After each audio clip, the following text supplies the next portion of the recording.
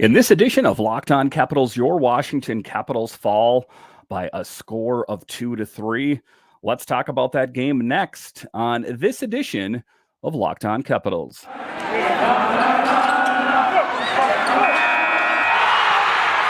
Your Locked On Capitals, your daily podcast on the Washington Capitals, part of the Locked On Podcast Network, your team every day.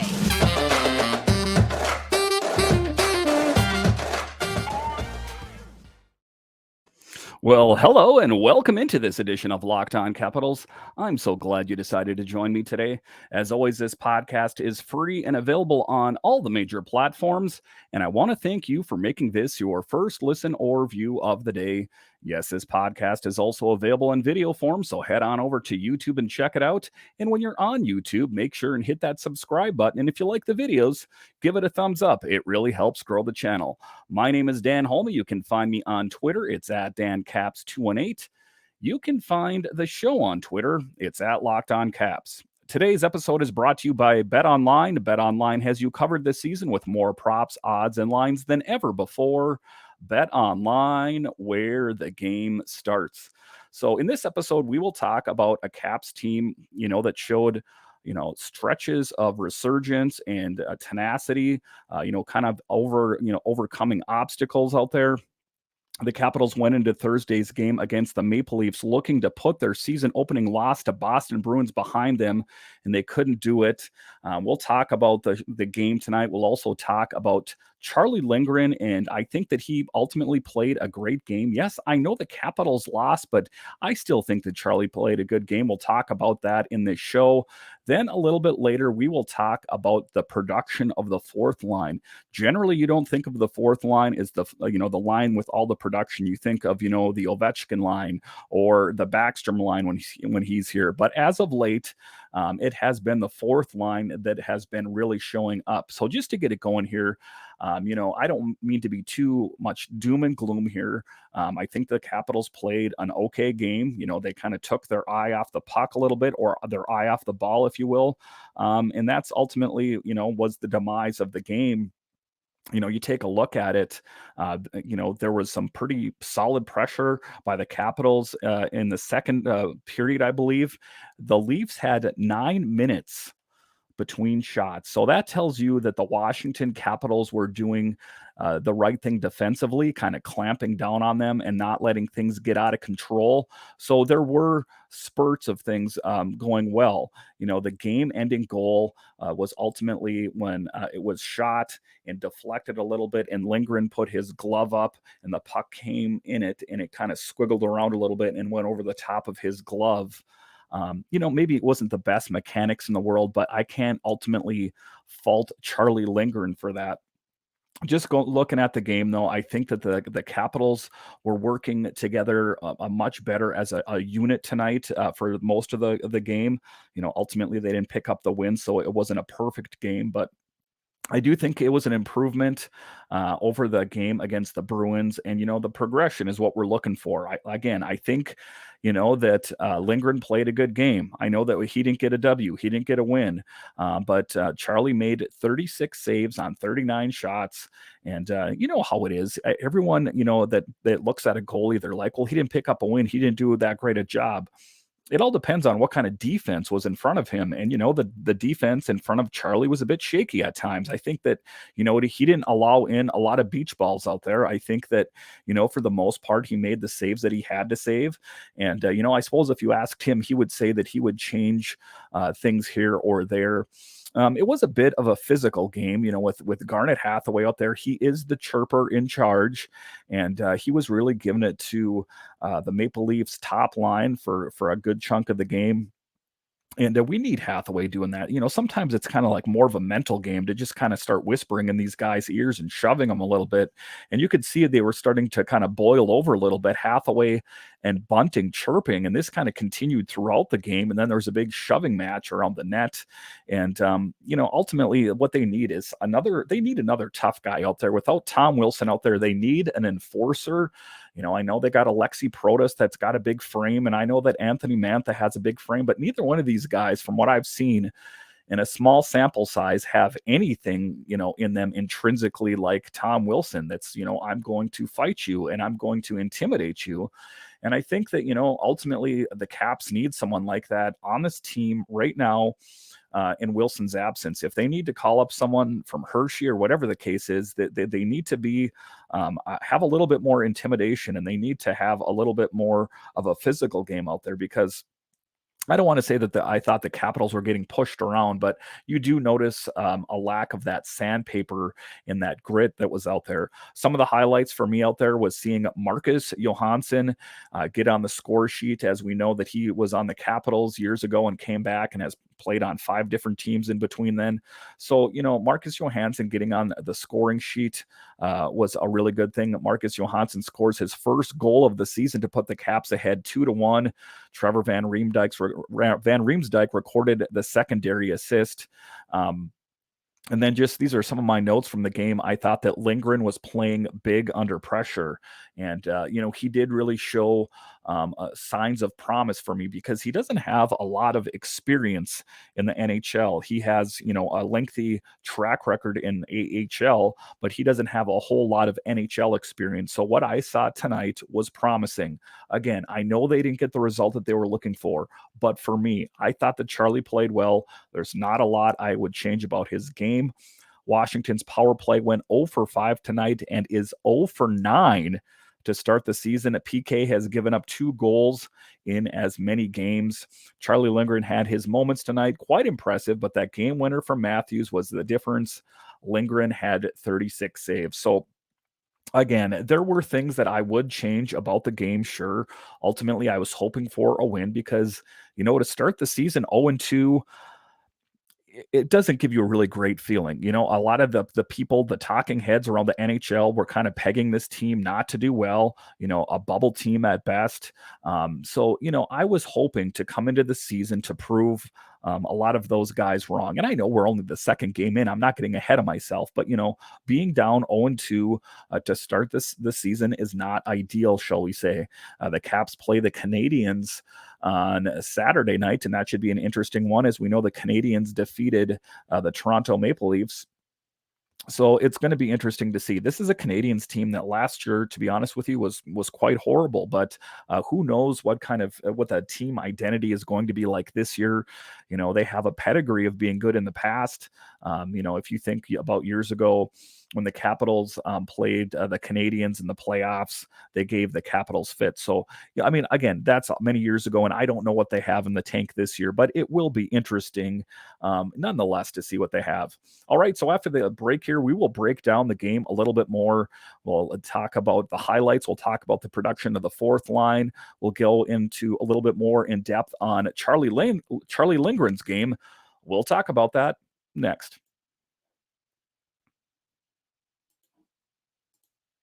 BetOnline.net is your number one source for football betting info this season. Find all of the latest player developments, team matchups, news, podcasts, and in-depth articles and analysis on every game you can find. And as always, BetOnline remains your continued source for all your sports wagering information, with live betting and up-to-the-minute scores for every sport out there. The fastest and easiest way to check in on all your favorite games and events, including MLB, MMA, boxing, and golf. Head to betonline.net or use your mobile device to learn more. Bet Online, where the game starts.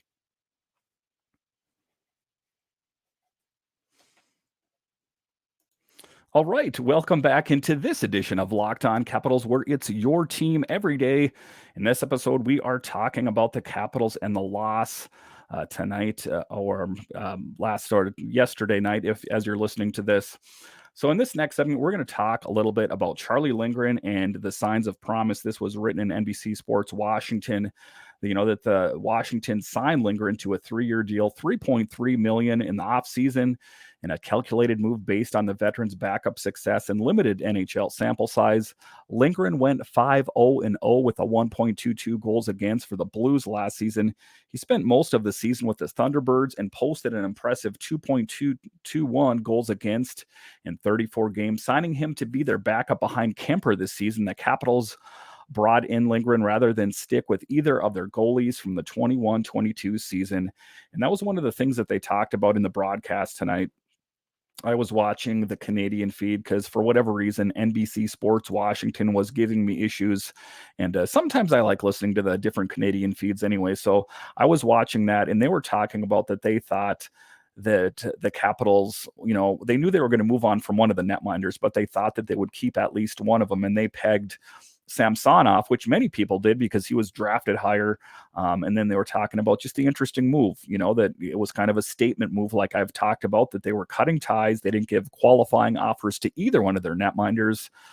So it was a move that I think was a wise move to make because ultimately, I don't think you were going to see any real improvement out there. And Lindgren did show some promise.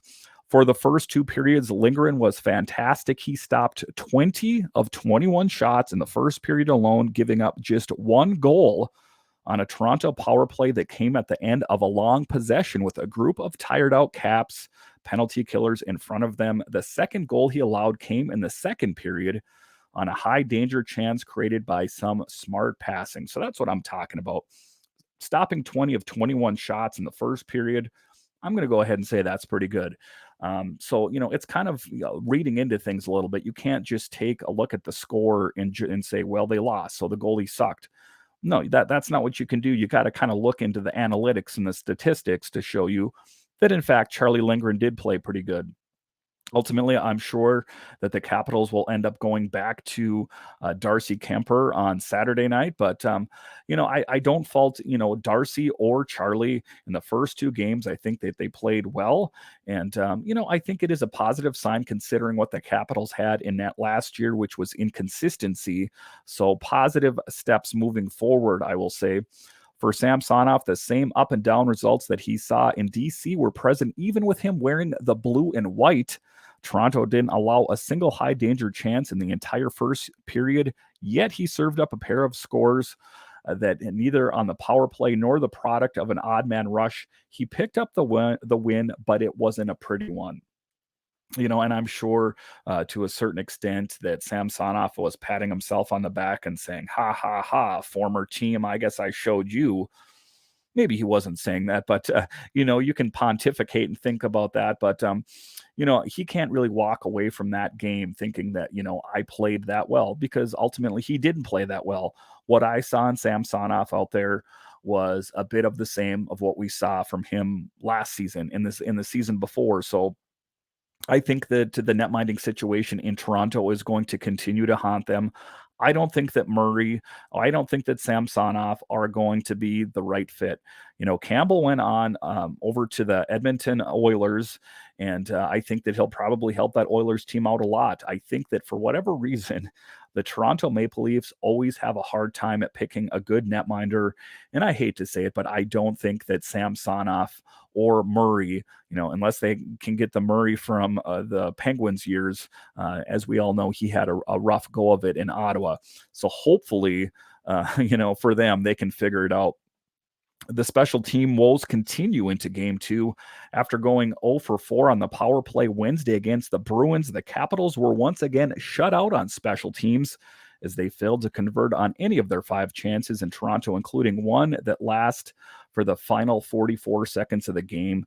Washington didn't generate a single high danger scoring chance while allowing the Maple Leafs to pick up 3 such chances shorthanded. The Caps mustered only 3 shots on goal in 5-on-4 situations. These are the things that they're going to have to hammer down on and figure out. They don't have a game tomorrow night or tonight, as you listen to this. So they are going to have some time to take a look at some of the film, assess this, the video coaches go over it to coaches, say, this is working, this isn't working, and address it, because you don't want to start off the season in the hole. I know it's only the second game of the regular season, but they've already lost 2 games, so they don't want that to get any worse. To make matters worse, the Maple Leafs power play looked potent as they cashed in on a goal in the first period and likely would have scored more had it not been for the play of Lindgren.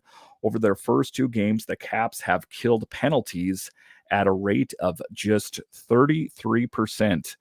And you're not going to win a lot of games this year if that's how you're going to continue to play. So they're going to have the coaches look at it and address it and work on this with the players if they want to have any hope of continuing their success. All right, so after the break here, we will talk about the fourth line. Generally not the line you think of as great production, but that's not the case with the Washington Capitals. We'll talk about that next.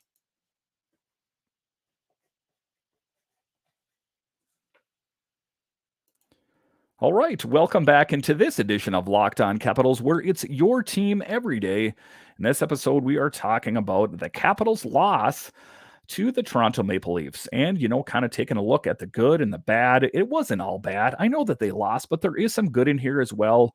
Dowd, Johansson provide Capitals offense just as they did Wednesday.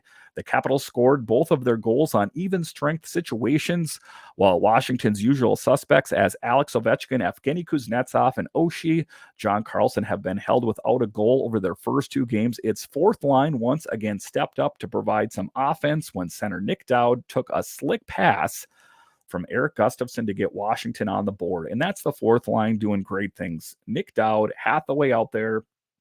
That's what I'm talking about. When those guys are out there and you add Erik Gustafsson out there, it is a great combination. And if you haven't seen it, I see that it's available on NBC Sports Capitals. Take a look at it. A sweet goal out there. And just to get that kind of production out there. So that's the big thing that you do, that you have to do, is you have to look out there and you have to look for the positive things. Again, it's not all bad when we looked at the game out there. I think that, if you take a look at it at a negative light, you're going to say that they played poor. I think they just have things to work on. It was then the veteran Marcus Johansson who gave the Capitals their 2-1 lead. Scooping up a puck, Oshie managed to take away from Toronto and firing it past Samsonov for the score. And like I talked about off the top of the show, it is good to see Mojo get his mojo going again and get on the score sheet. I've always liked Marcus Johansson. In a kind of an odd thing that happened when I was down at Kettler at the time it was called, I actually had a chance to meet him outside Kettler Ice Complex. And a very nice guy. Took a few moments to take his picture with me, and just a real nice guy. But in any event, I'm glad to see that he's back on the Capitals and he is getting some production in there. Like I talked about in yesterday's show, a lot of people are like, well, why did they have Marcus Johansson on the team over Axel Janssen-Fjällby or Leeson, or why is he in over McMichael or Snively? They like him because he can play any of the positions. He has a level of trust with the players that are familiar with him. You got to think he goes way back with a lot of the Caps players. You talk about, Ovechkin and Oshie and that kind of thing. So there's some of the intangibles that Marcus Johansson brings to this team, and I'm happy he's back. I think that he fills the void and he fills a role that the Capitals are looking for. So, to the people that want to say, well, Mike Michael is this shiny new toy that they should put into the lineup. Yeah, but he's still a bit of an unproven commodity. And if you ask me, I still think that he needs a bit of work before he gets game in, game out duties. So in any event, it was good to see Marcus Johansson on the score sheet. Some of the things that we're going to have to look for the Capitals against the Canadiens is working on those special teams. Like I talked about, some of the stats there, the penalty kill and the power play, they've got to get those humming along. They got to get that production going on out there if they want any chance of, keeping any ground in this Metropolitan division, because it's going to be a tough division. I mean, who is everyone pegging to win the Metro division? Everyone is saying that it's going to be Carolina or New York. And Lord knows I don't want them to be right. I want this Capitals team to show some resurgence. I want them to show everyone that I know that we're the second oldest team in the NHL. But we have Alex Ovechkin on our side. We have two really great goalies. We have some great defensemen, and we have some great forwards. And let's put it all together in a pot and see what cooks. Put it in the oven for 325 for 30 minutes, and I bet you it comes out success. In any event, I think that this Capitals team is headed in a good direction. But, again, they're going to have to fine-tune some of the things out there if they want to go forward. It's the special teams out there. Let's kind of magnify the positivity, because if you always just dwell on the negativity, it's going to take the team down. Let's concentrate on the great play of Kemper and Lindgren in the first two games of the season. Let's concentrate on the great production of the fourth line. and then work on the things that need working on instead of just concentrating on the negative aspects on this team. Because I do think that they are poised for bigger and better things this year. Do I think that they're going to finish on the top of the Metro? I'm not so sure. If they even are a bubble team this year, who cares? If they make it to the playoffs and they can make it past the first round, that is my above all end all for this team. Of course, a Stanley Cup would be ideal, but if they can't do this, or if they can't do that, let's hope that this team can at least make it past the first round. They haven't done it since 2018. Lord knows it's time. Thank you for making Locked On Capitals your first listen today. Now make your second listen Locked On Fantasy Hockey. Steele Roden and Flip Livingstone bring you fantasy edge and keep you ahead of the competition with daily updates of news, analysis, and advice Monday through Friday, available on YouTube, Odyssey, and wherever you get your podcasts. So once again, thank you for joining me on this edition of Locked On Capitals, where it's your team every day. My name is Dan Holme, and I'll talk to you again next time.